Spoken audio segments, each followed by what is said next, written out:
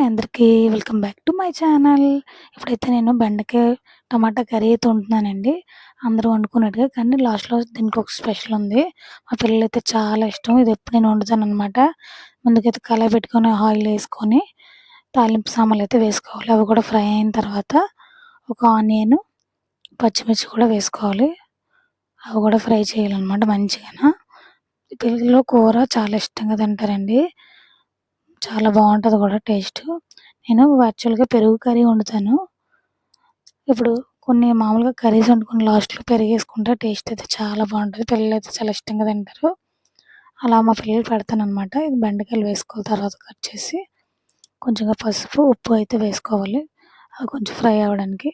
ఒక 5 మినిట్స్ మూత అయితే పెట్టేసుకోవాలనమాట. సేమ్ బెండకాయ కర్రీ ఎలా వండుకుంటారో అలాగే వండాలండి. కానీ లాస్ట్‌లో స్టవ్ ఆపేసి చల్లారిన తర్వాత పెరుగు వేసుకుంటే కూర అయితే చాలా బావుంటది. మా పిల్లలైతే చాలా ఇష్టంగా తింటారు. టమాటా వేసుకోవాలి తర్వాత. టమాటా కూడా కొంచెం దగ్గరికయిన తర్వాత 5 మినిట్స్ ఉంచాలి.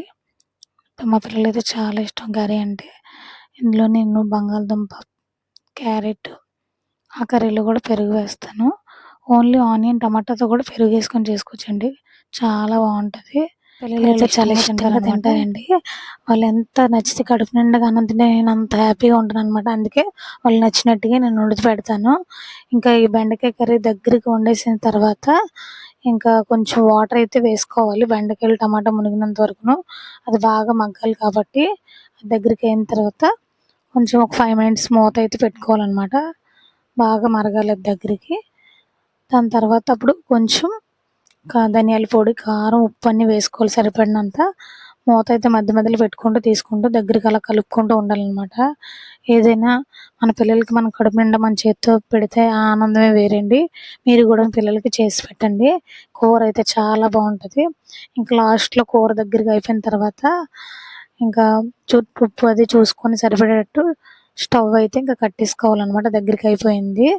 నేనైతే ఇంకా స్టవ్ కట్టేసి పైనుంచి కొంచెం కొత్తిమీర అయితే జల్లేసుకొని పెరుగైతే వేసేసుకుంటాను.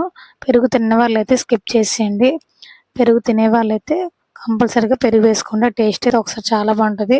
మీరు కూడా ట్రై చేసి తప్పకుండా ఎలా ఉందో నాకు ఆ రెసిపీ కామెంట్ బాక్స్‌లో కామెంట్ చేయండి. మా పిల్లలు చూడండి ఇక్కడ డాన్స్ ఏస్తూ చాలా ఎంజాయ్ చేస్తూ తింటారు. కర్రీ అయితే చాలా బావుంటది.